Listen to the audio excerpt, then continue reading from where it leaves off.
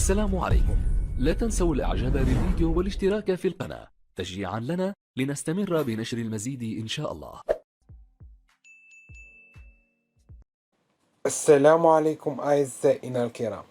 يحل نادي النصر السعودي ضيفا ثقيلا على نادي الضمك ضمن مباريات الجولة الثامنة عشر من دوري روشن السعودي.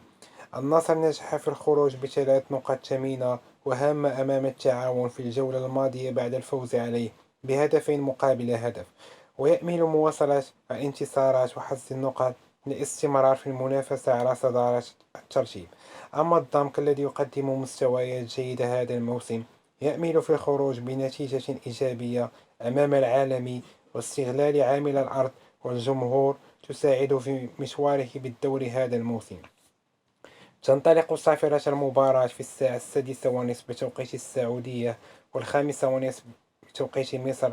من المرتقب نقل المباراة عبر قناة SS1. فرجة ممتعة أعزائي الكرام.